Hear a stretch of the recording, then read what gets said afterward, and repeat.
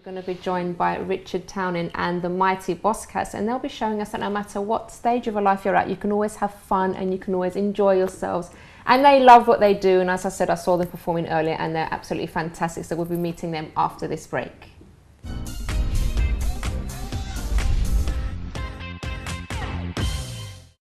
Welcome back to the show, and I've been trying to get their names here because I'm a bit bad with names. So we have here Richard, Gary, Phil and Phil.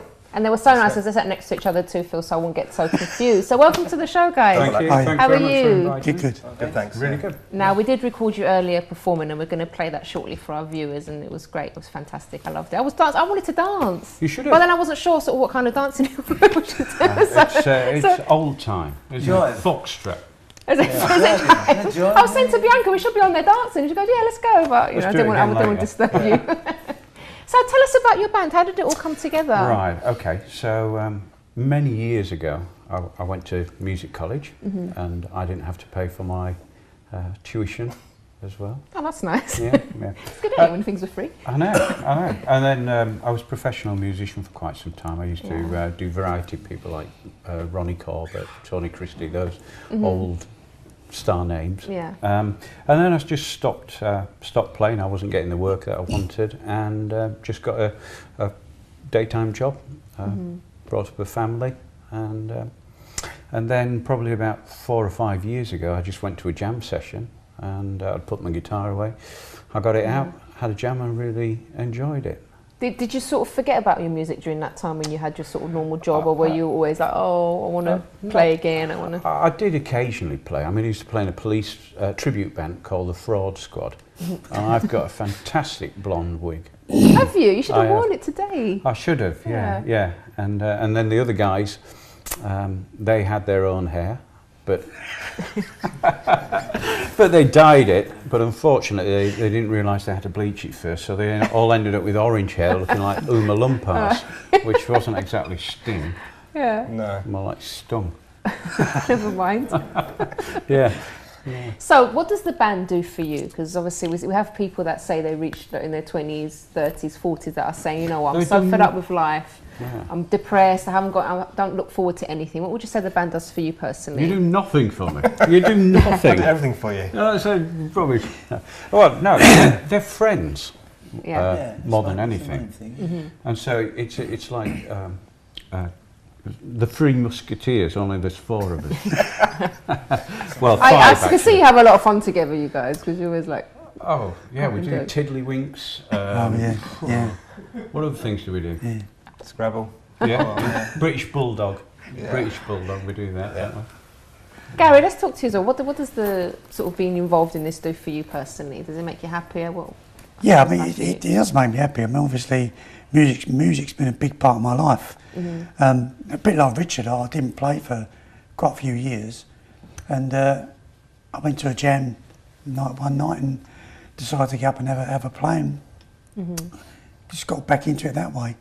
Unfortunately, I did suffer with a bit of ill health a few years ago. I was diagnosed with cancer, so I thought, well, that's it. I'm not going to be able to play anymore.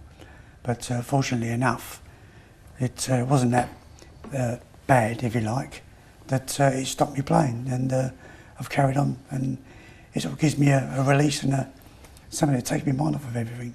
Do you think it's actually sort of helped you with the illness and how to sort of fight it, having that sort of something fun to do and something? Because sometimes when people do get ill, I know, for example, my dad also is going through cancer himself at the minute. He has days when he sort of feels like giving up and he doesn't want to fight anymore, but we try to keep him positive and sort of focused on something. So I suppose if there are a lot of people that just kind of give up and they don't think their life's over, but then if you have that kind of attitude, your life will be over. But if you're thinking, actually, okay, I've got this has happened to me, but I don't have to accept it. I'm going to carry on with my life. I'm going to have fun. I'm going to do something that I enjoy. And that keeps a lot of people going and they recover. It does.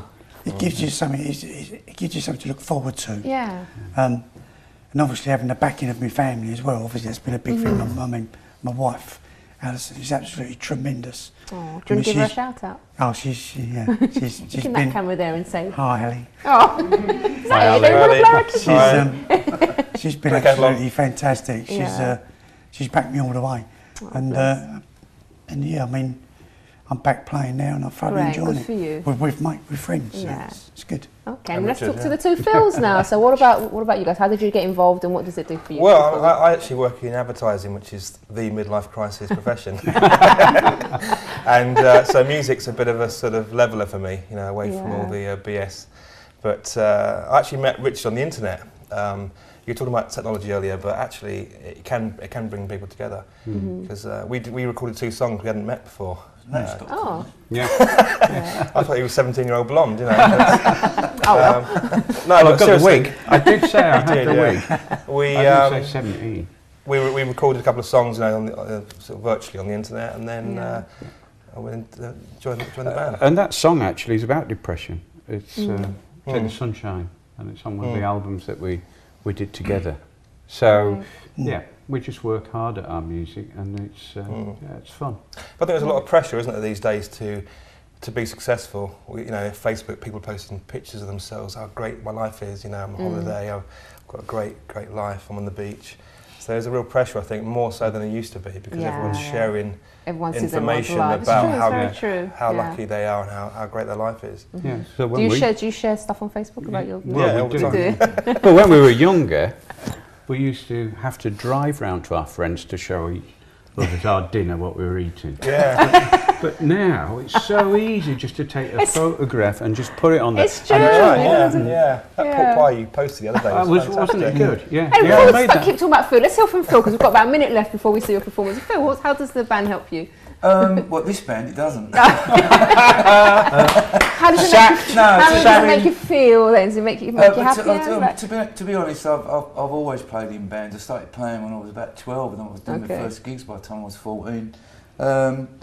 I mean, when you're in young bands, as these are all testify, they can be quite depressing at times on their own, can't they?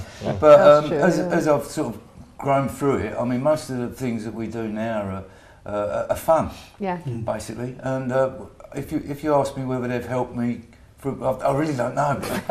It's just something that I've always done. Yeah. You know, maybe like a guy. But you probably avoided a lot of situations and things without realising, like we were saying earlier in the green room. I think it's had a lot of negatives as well. Don't get me wrong, it stopped me doing various things, but I've always done it because I love it.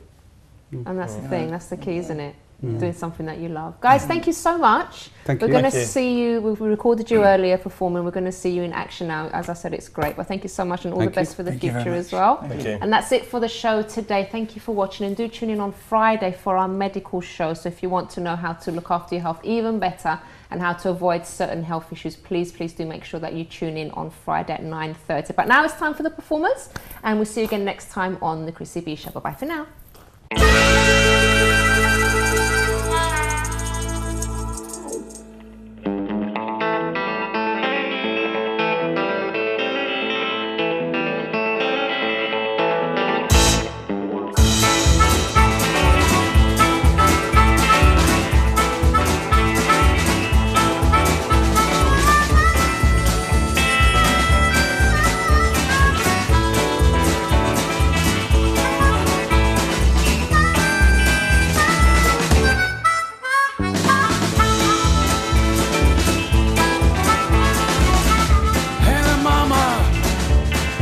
Elvis coming home. When get out rockin', let's give the dog a bone. But I got blue suede shoes. Elvis coming home. Been a long time, been a long, lonely time.